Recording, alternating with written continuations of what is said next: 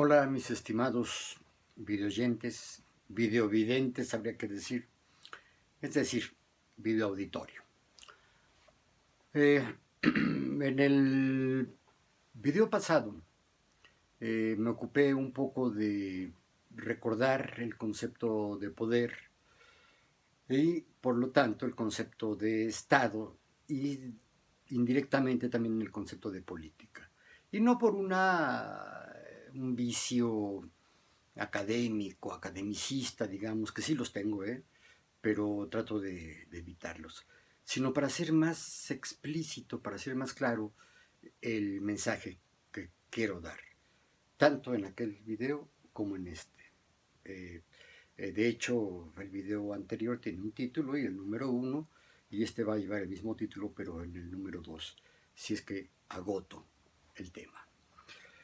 El asunto es hablar un poco del COVID, ¿no? O la COVID-19, como algunos le han dado en llamar.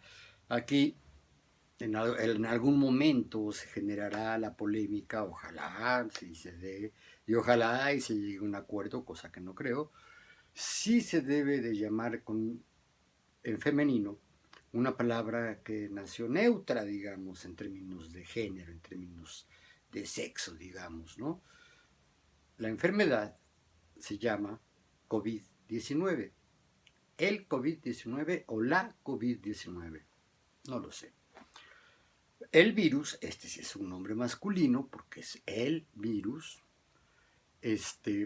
pues se llama SARS-CoV-2. Ese es el nombre que le dieron al virus. La Organización Mundial de la Salud así lo bautizó y la enfermedad que genera este virus es la que se llama COVID-19. Generalmente COVID a secas. La idea es, de alguna manera, recordar cosas que han pasado en otras, digamos, en otros embates de la naturaleza, porque esto hay que reconocerlo, esto viene de la naturaleza misma, o sea, no es, yo nunca lo creí desde el principio, hoy ya hay algunas evidencias, con excepción de lo que dice Trump y con excepción de lo que plantean algunos conspiranoicos, ¿no?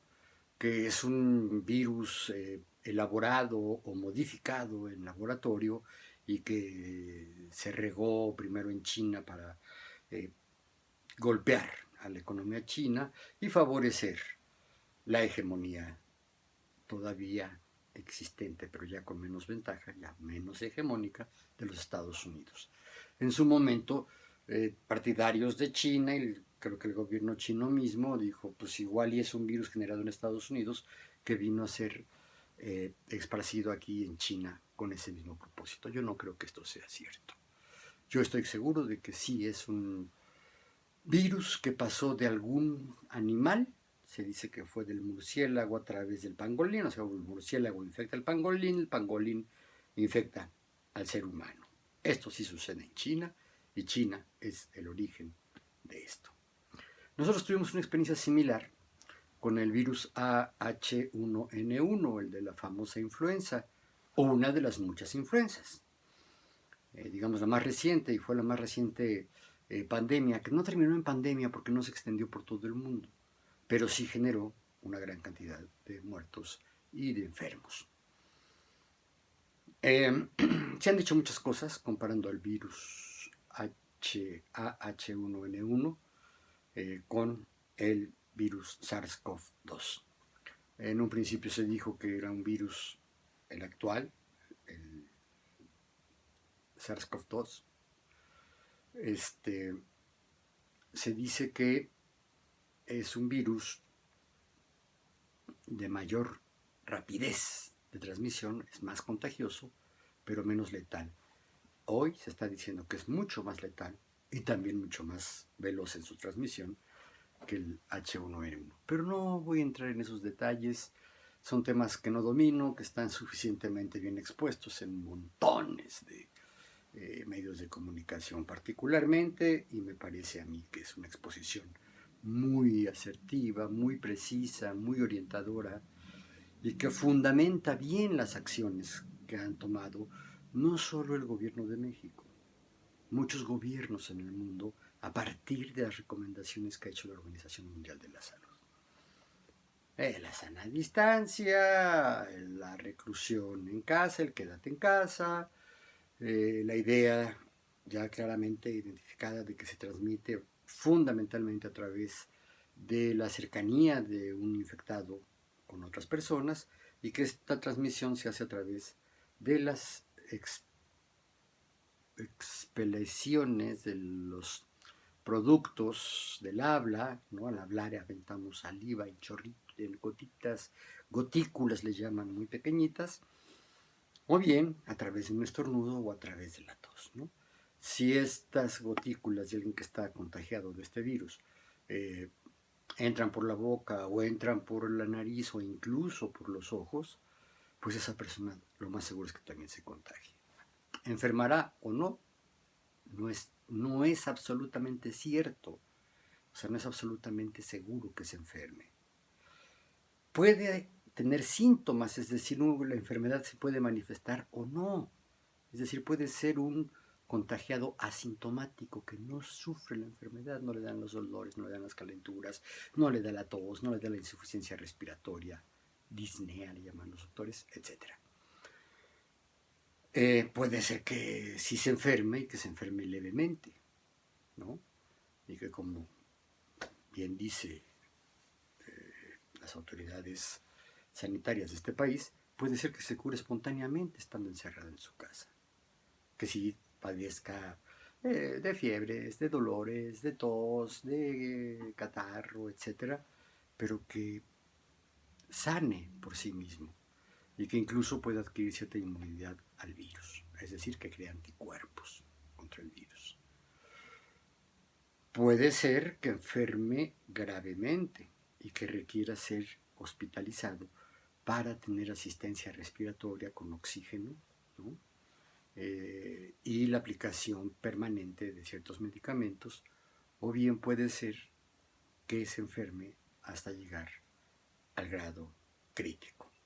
El nivel crítico es cuando ya estás en una situación, aquí está bien aplicado el término crítico, porque es una de dos: o te salvas y mejoras, o te mueres. Estando en ese nivel, no hay más que de dos sopas, ¿no? Todavía en ese nivel, afortunadamente, hay una buena cantidad de personas de todas las edades, porque incluso recuerdo un caso en China, otro caso en Japón, creo, otro en Italia, de viejitos de más de 100 años que se lograron curar después de haber estado en el estado, después de haber pasado por el estado crítico. Es decir, estuvieron intubados, por lo tanto sedados, lo que le llaman el coma inducido. Yo les he platicado de él porque a mí me lo hicieron cuando tuve el infarto. Y puede ser que también haya una recuperación. No recuerdo cómo está la proporción de personas que se curan después de haber estado intubados, es decir, en la fase crítica de la enfermedad. Pero la mayor parte de los contagiados no llegan a la fase crítica. Sin embargo, sí siguen siendo un montón de gentes las personas que se contagian. Y se contagian muy rápidamente, ¿no? Se empieza a multiplicar. No exponencialmente, porque exponencialmente es cuando un número se multiplica por sí mismo, y a estas alturas un crecimiento exponencial de los contagios, híjole, te llevaría a multiplicar 9,000 por 9,000, lo cual te daría 270,000 de un día para otro. Y no es así, no es así. Crece muy rápidamente, sí. ¿Se puede mitigar este crecimiento? Sí. Se puede, como dicen los elegantes, ralentizar, es decir, hacerse más lento. Hasta allí. Cuando uno compara, también lo comentaba en el video anterior, las cifras de muertos que han provocado las guerras o las políticas intervencionistas de las grandes potencias, hoy Estados Unidos, y los comparamos con el número de muertos que ha generado esta epidemia, esta pandemia, tenemos que reconocer que la pandemia está chiquita. Pero ¿por qué nos causa tanto miedo? Parece ser que nos causa tanto miedo como la guerra misma. En mi experiencia de vida, tengo 63 años, no he vivido la guerra abierta de un ejército nacional contra otro ejército nacional o de una coalición de ejércitos nacionales contra otra coalición de ejércitos nacionales. Eso no lo he vivido más que de lejitos, ¿no? A través de las noticias, a través de los reportajes.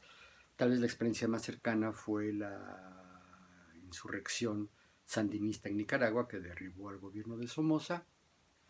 Yo digo que para fortuna del mundo, de América y de la historia, triunfó el sandinismo.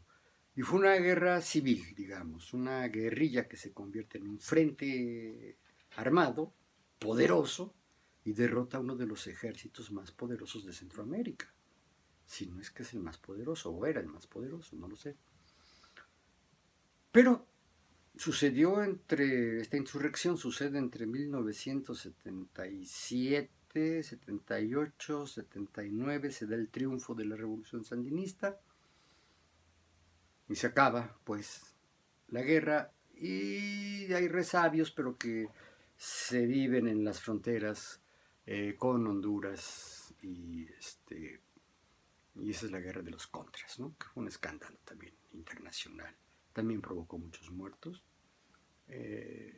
Ahí salieron a relucir cosas como, por ejemplo, que los Estados Unidos son muy dados a facilitar el tráfico de drogas con tal de obtener recursos financieros ilícitos, clandestinos, secretos y poder financiar al ejército de contrarrevolucionarios, la famosa Contra, que intentaba recuperar el poder para, ya tal vez ya no Somoza, pero sí para los intereses que representaba Somoza, es decir, los intereses de la oligarquía nicaragüense y por supuesto del imperialismo norteamericano.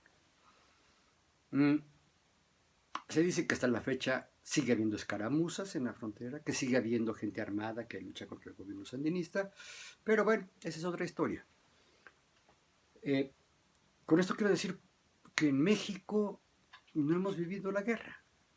Lo más cercano, y no lo digo por mí, sino lo digo por otros que tristemente viven en territorios donde los cárteles, ya no de la droga, sino de la delincuencia organizada, se pelean territorios que durante los 2 sexenios anteriores se peleaban contra el ejército y el ejército por alguna razón no podía con estos cárteles. Tamaulipas, por ejemplo, creo que fue de las zonas más difíciles porque el pleito fue en zonas muy pobladas y tenían a uno de los brazos armados del cártel del Golfo más sanguinarios y más poderosos que había, ¿no? Los famosos Zetas. Entonces, yo estaba, por ejemplo, tuiteando y de repente alguna compañera tuitera, un contacto tuitero, empezaba a escribir, ¿no? Ya se desató la balacera, ya están oyendo balazos, se acercan, se alejan, ya duró tantas horas, ¿no? Y esas noticias no siempre aparecían en los periódicos ni en la televisión, mucho menos en la televisión, ¿no? Se empezaban a difundir por ese medio.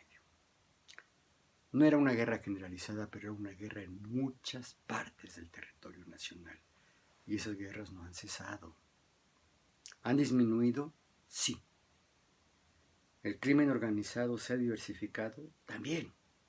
Cuando se le quita el negocio o se le obstruye el negocio de las drogas por cualquier acción, por lo que sea, pues le buscan por otro lado, ¿no? Trata de personas, tráfico de armas, extorsiones, secuestros. Viven y viven muy bien de hacer maldades y bueno, son expertos en hacer maldades, ¿no? No tienen ni tantitos escrúpulos y por supuesto pues no tienen ningún apego a la legalidad, ¿no? Y lo peor, en muchos casos, en casi todos los casos, sobre todo antes, contaban no solo con la anuencia, sino hasta con la complicidad de los gobiernos de distintos órdenes, el gobierno federal, el gobierno estatal y el gobierno municipal. Muestra, Genaro García Luna, el director general, no sé qué comisario general, no sé qué cargo era, pero era el jefe de la Policía Federal en el sexenio donde se desata la lucha contra el narcotráfico. Y contrariamente a lo que muchos piensan, quien organizaba la estrategia, quien ordenaba los ataques, quien diseñaba las tácticas para atacar, se supone por la vía armada, a los cárteles del narcotráfico, era la Policía Federal. Claro, y contaba, por disposición del presidente de la República, en aquel entonces Felipe Calderón, contaba con la anuencia, con el apoyo, con la inteligencia y con el poderío del Ejército, es decir, de la Secretaría de la Defensa Nacional y de la Marina de Guerra, la Marina Armada que se llama. Pero quien mandaba ahí era Genaro García Luna, este hombre que hoy está encarcelado en Estados Unidos, acusado por cosas que hizo en Estados Unidos. Presentar documentación falsa, enriquecimiento inexplicable, muchas cosas. No se ha iniciado formalmente su juicio, por razones jurídicas que no conozco, pero seguramente cuando venga el juicio va a pasar como con el Chapo, se va a llamar a distintos testigos y van a salir a la luz montones de cosas podridas.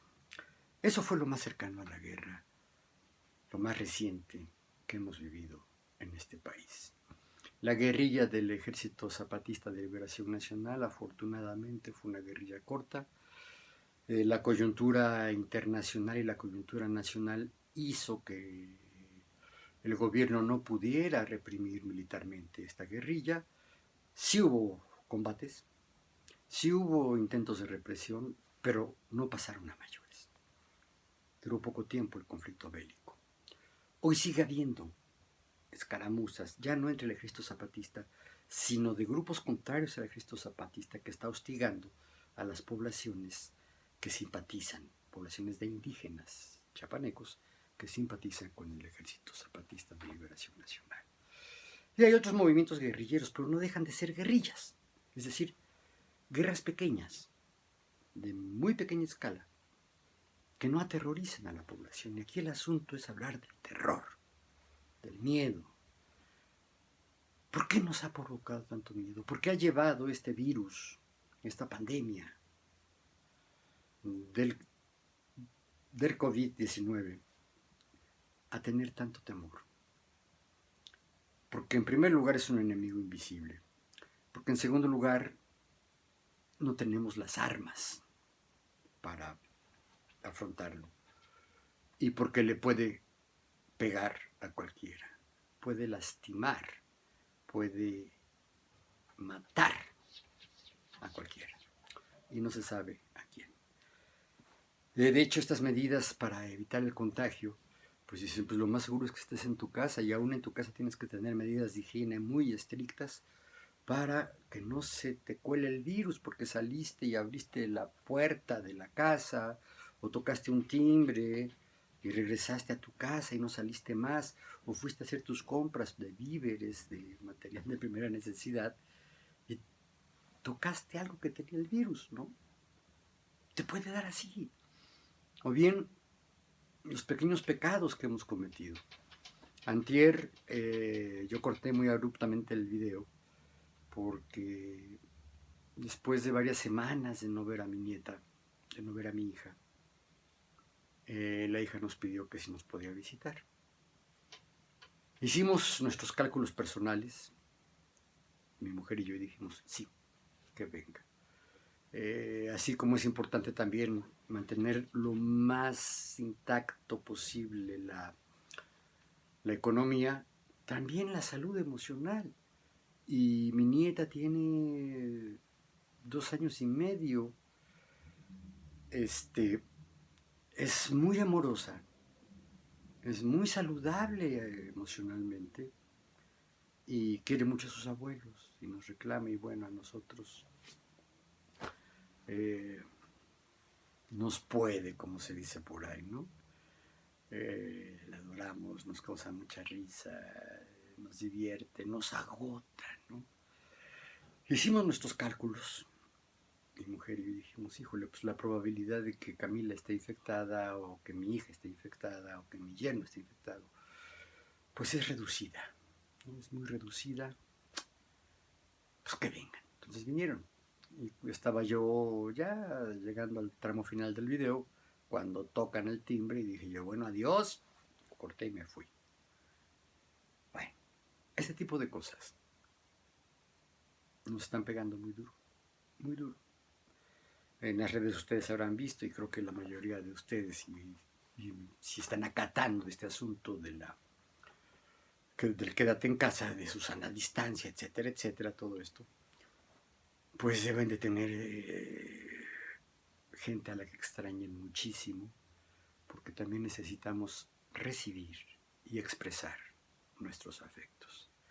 Y creo que ahí está el meollo del miedo que nos da esta pandemia. Más las informaciones adicionales. La pandemia llega en un momento en que toda la economía mundial, ojo, es lo que estoy diciendo, toda la economía mundial venía acercándose a un proceso de recesión. Había bajado la producción, había ya una guerra comercial declarada entre China y los Estados Unidos.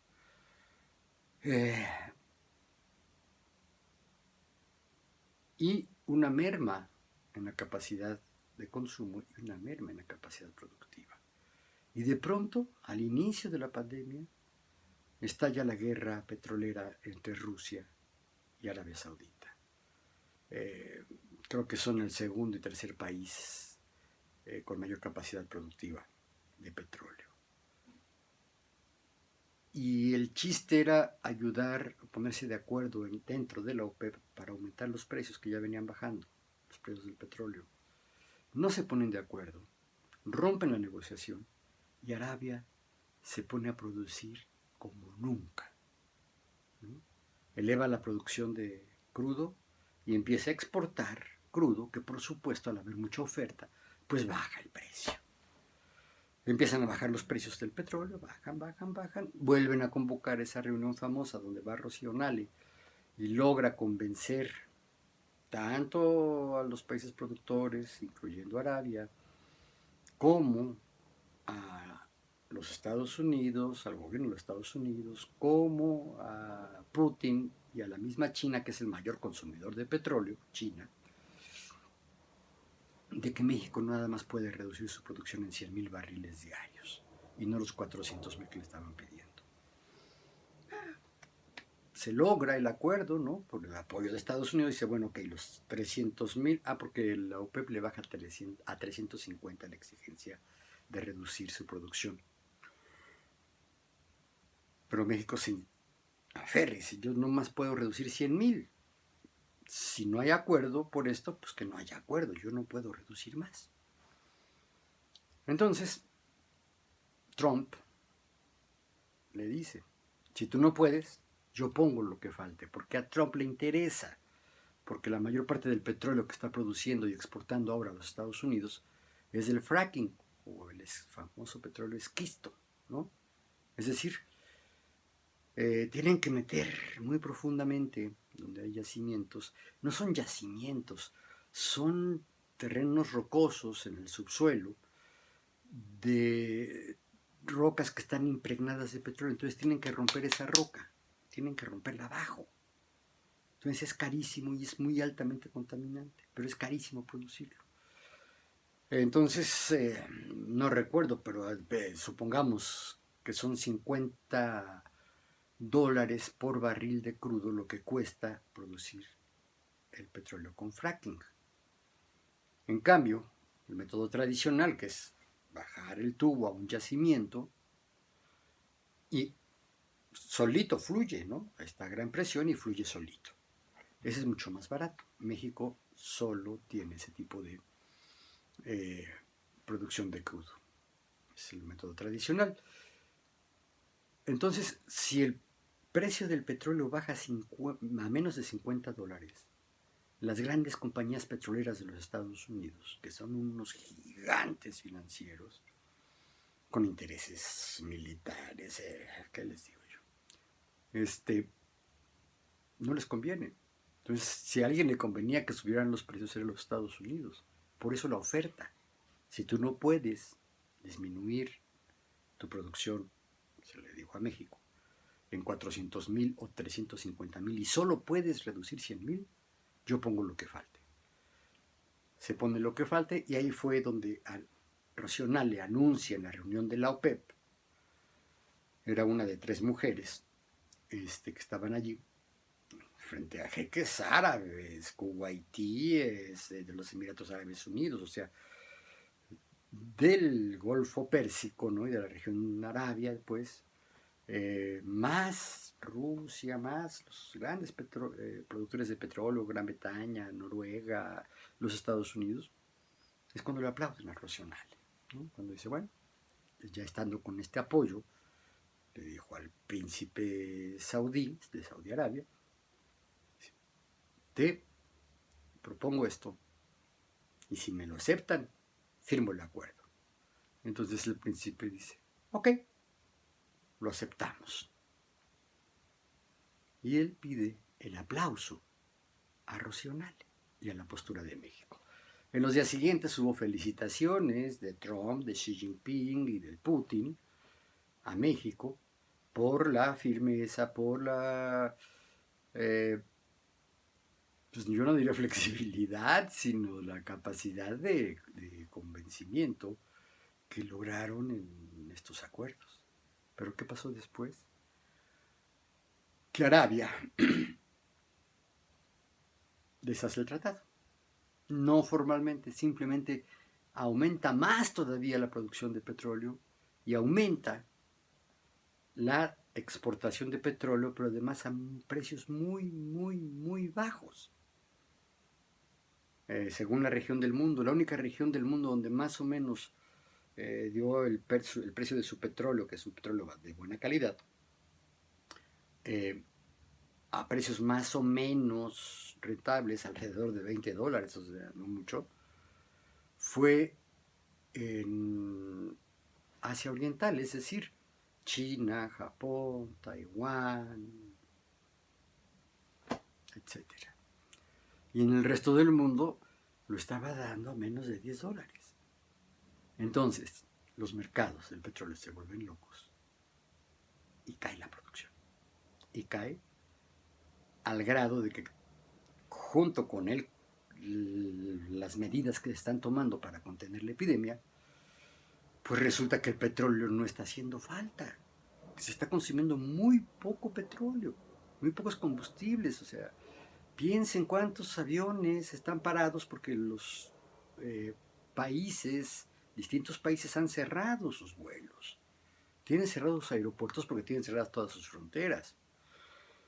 Se interrumpen montones de cadenas de producción porque la inmovilización social que trae las medidas para contener el virus, para contener la pandemia, hacen que la gente ya no se mueva, que ya no trabaje, que se paren en las fábricas que producen, la cosa llega a tal grado que a lo mejor una fábrica está especializada en fabricar los remaches para los tanques de guerra de los Estados Unidos, por ejemplo, ¿no? Es una exageración. A lo mejor no solo son remaches, pero suelen ser piezas menores, pero esenciales para el funcionamiento de la maquinaria, de las armas, ¿no? Pero se fabrican en distintos países. Esto es a lo que se refieren cuando dicen se rompen las cadenas de producción. Porque a diferencia de lo que sucedía antes de la globalización, que los países se especializaban en producir productos por completo, ¿no? Y requerían de muy pocos insumos importados, fabricados en otros países. Con la globalización, pues, se dispara todo, ¿no? Entonces, si alguien, por ejemplo, hay una maquiladora en la frontera que está especializada en la producción de pantallas de televisión, pantallas LED, pantallas lo que ustedes quieran.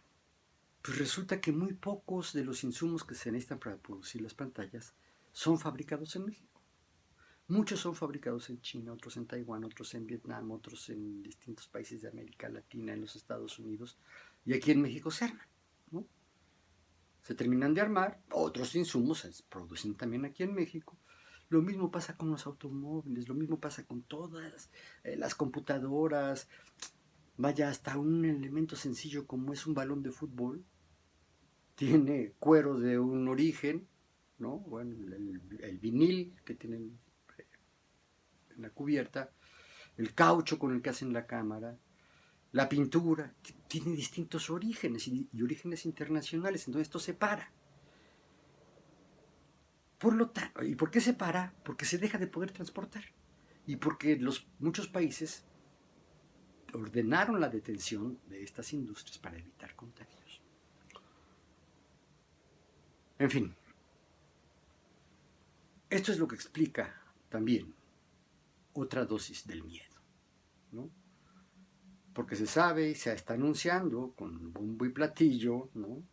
Con escándalos de fanfarria, no sé cómo, pero se está anunciando y dando a conocer que la restitución de las cadenas productivas, es decir, la restitución de la capacidad productiva de la economía mundial, va a tardar muchísimo y va a costar mucho dinero. Es un poco lo que le pasó a la refinación de petróleo en México. Durante años abandonaron a las viejas refinerías en la idea de que ya íbamos a comprar todo el combustible, todos los aceites, todos los derivados del petróleo que se requirieran, entonces ya no íbamos a refinar petróleo. Aquí está acompañado de una ideología perversa, ¿no? De entreguismo, yo diría hasta de traición a la patria, ¿no? Pero simplemente se abandonaron, ¿no? Entonces ahora que viene López Obrador y quiere volver a tener la mayor autosuficiencia energética posible, pues tiene que volver a gastar mucho dinero. Y rehabilitar las refinerías tarda meses y tal vez años. Construir la refinería que se está haciendo en Dos Bocas, pues no se va a llevar menos de 2 años desde que empezó la obra, no menos de 2 años. Bueno, esto es hablar de una parte, pero si es todo lo que si es toda la producción industrial la que está detenida, o la que se está viendo muy disminuida, pues seguramente se van a averiar muchas máquinas de las industrias.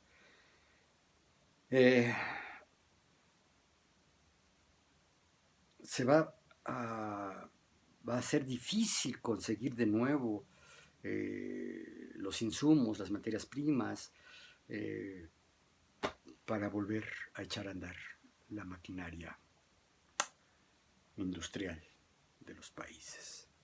Y si no hay producción industrial, pues no hay insumos para la producción agrícola, por lo tanto baja también la producción agrícola y por supuesto quedan los comercios con muy pocas cosas que vender.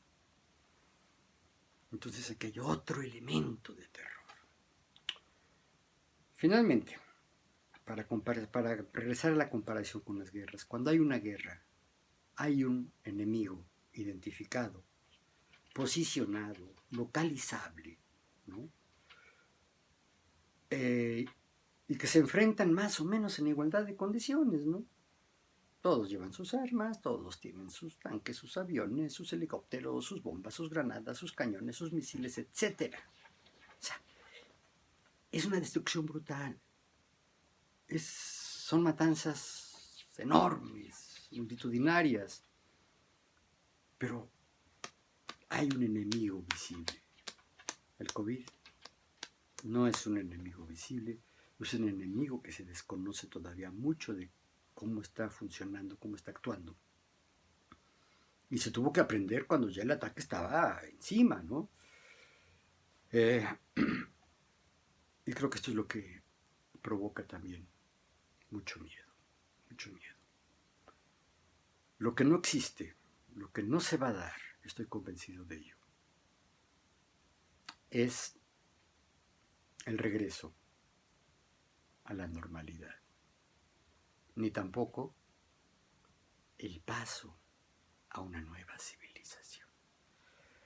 Los mensajes optimistas, que me parece que también están impulsados desde esta necesidad de contrarrestar la sensación de miedo, es que cuando termine esto vamos a ser una mejor humanidad, que cuando los países salen de la epidemia, de la pandemia, si es que ya salió alguno, se dice que China ya salió, habría que ver,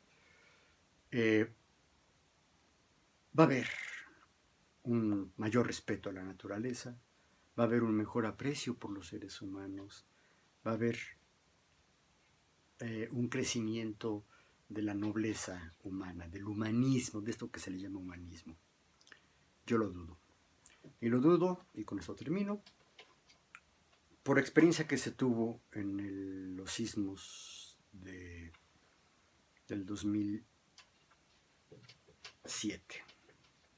17.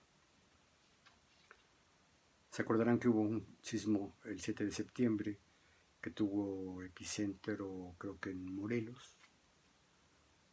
No me acuerdo. El caso es que le pegó durísimo a muchos estados, a muchos pueblitos de algunos estados del sur de la República. Por supuesto Oaxaca, por supuesto Guerrero, por supuesto Chiapas, Morelos, una parte de Veracruz. Hubo ciertos daños en la Ciudad de México, pero nada grave. Sobre todo nada grave con lo que pasó 10 días después, ¿no? 12 días después, el mero 19 de septiembre, en la misma fecha en que se conmemora el sismo del 85, 19 de septiembre. Y ese sí también fue terrible porque le pega muy duro a la Ciudad de México, vuelve a afectar a Morelos y termina por rematar algunas construcciones que quedaron dañadas del temblor de unos 12 días antes, ¿no? Y bueno, se acordarán ustedes que hubo donativos realmente generosos de compañías, de gente acaudalada, de deportistas, Bill Gates, gobiernos de los estados, dieron miles de millones de dólares para apoyar el rescate primero, para apoyar la curación de los heridos y sobre todo para apoyar la reconstrucción, porque la destrucción sí fue grande y devastadora. Yo participé en una iniciativa que una amiga tuitera desde España organizó. Propuso que nos invitó pues a algunos de sus tuiteros selectos para que escribiéramos algún texto vinculado con el terremoto para integrar un libro entre todos, editarlo, imprimirlo, venderlo y mandar estos fondos a alguna organización que estuviera apoyando en la práctica, que estuviera trabajando en la reconstrucción. Hubo montones de diferencias que yo tuve ahí con algunas de las personas que se hicieron cargo, porque de pronto alguna de las invitadas que hizo esta mujer, una española, se pelearon. La española se enojó, abandonó el proyecto y entonces lo retoma una mexicana, una chilanga, autoritaria, regañona, peleonera. Con ella tuve cualquier cantidad de desaciertos, desatinos, y además mi nieta estaba por nacer. Mi nieta nació el 27 de septiembre. Entonces yo estaba en plena producción de mi texto cuando viene el asunto del parto de mi hija, que fue un parto muy difícil. Fueron 16 horas de trabajo de parto. Finalmente tuvieron que hacerle cesárea. Fue en una clínica del IMSS, y la política del IMSS en aquellos entonces era que la parturienta estaba sola y no te daban informes, sino hasta cierta hora, y solo te decían el estado de salud de la mamá y del bebé. Entonces pasamos horas largas, muy amargas, ¿no? Muy tristes, porque no sabíamos nada de la hija y la hija estaba solita y era su primer parto, ¿no? Y después de un embarazo súper feliz, súper sano, tuvo un parto muy difícil, pero se logró. Han visto a mi nieta, algunos de ustedes. Nació bien, nació muy bien y se está desarrollando muy bien. Bueno, a lo que voy es que parte de la filosofía del discurso para motivarnos a los escritores, a los que estábamos escribiendo nuestra parte del libro, y del cual participaban muchos de los escritores, era decir, por ejemplo, somos más los buenos. Y esta mujer habló del efecto sismo. Y el efecto sismo consistía en que los mexicanos, que éramos cerrados y malos y avaros y egoístas y déspotas, ya nos habíamos compuesto, gracias al sismo. Yo le refuté. Yo recordé el sismo del 85, recordé el sismo de Managua de 1971, que hizo desaparecer prácticamente toda la ciudad de Managua. Mi padre era nicaragüense, un tío muy querido que también vivió en México, en ese momento estaba ya en Managua. Entonces nos hizo relatos de viva voz. Y la misma solidaridad que se vio aquí en México en los dos sismos, de que la gente corrió en auxilio al rescate de los que habían quedado atrapados entre los escombros de casas o de edificios, pues lo mismo se dio en Managua. Y amigos chilenos me dicen, en Chile tiembla cada ratito, tienen ahora muy buenos sistemas de construcción, pero pues hace 20, 30 años, ¿no? No había tan buenas construcciones en Chile, cada terremoto también provocaba mucha destrucción, y la reacción de los chilenos era la misma, ¿no? Entonces lo que estos decían, y le ponen al libro Puños en Alto por México, se los voy a mostrar, es este.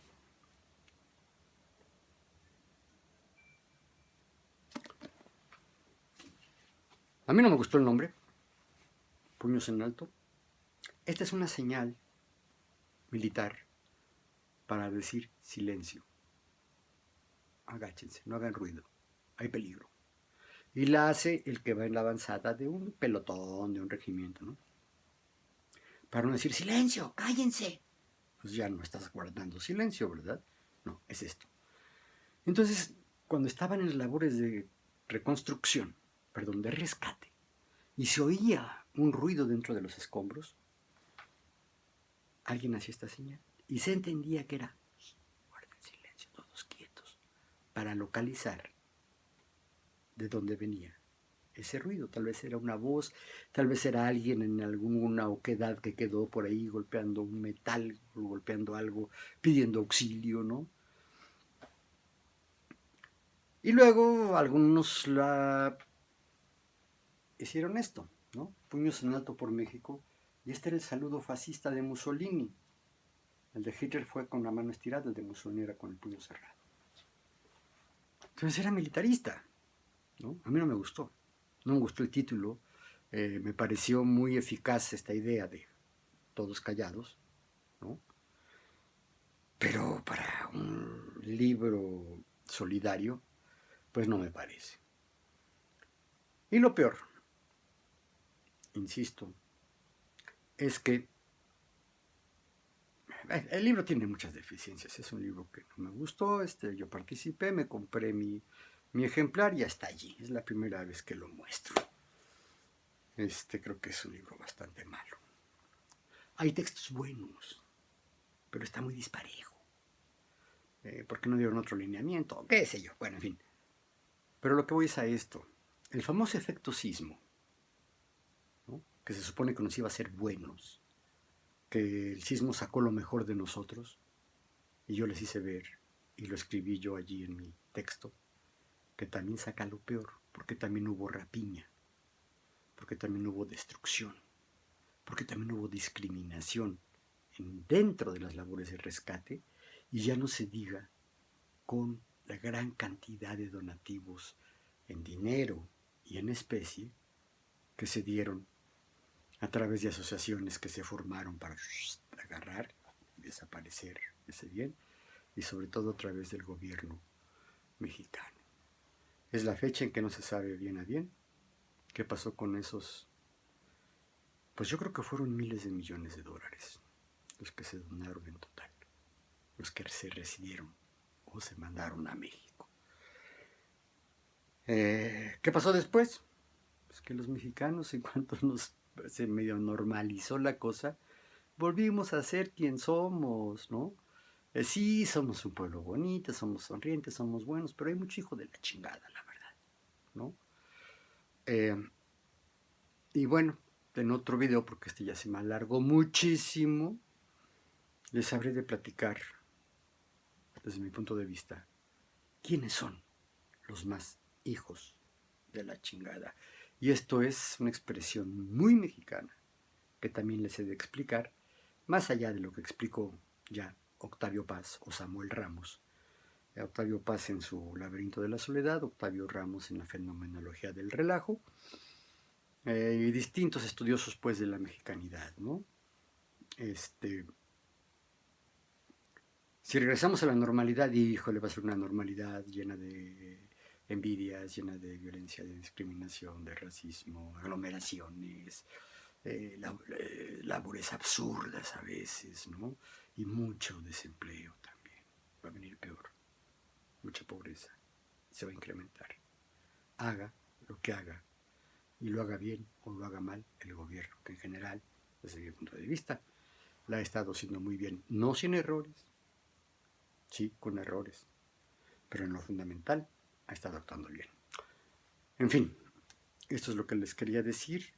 El poder, pues, ya como conclusión, el poder del SARS-CoV-2 es brutal, es enorme, porque nos ha obligado a tomar decisiones que de otra manera no tomaríamos, que sin su presencia no estaríamos tomando.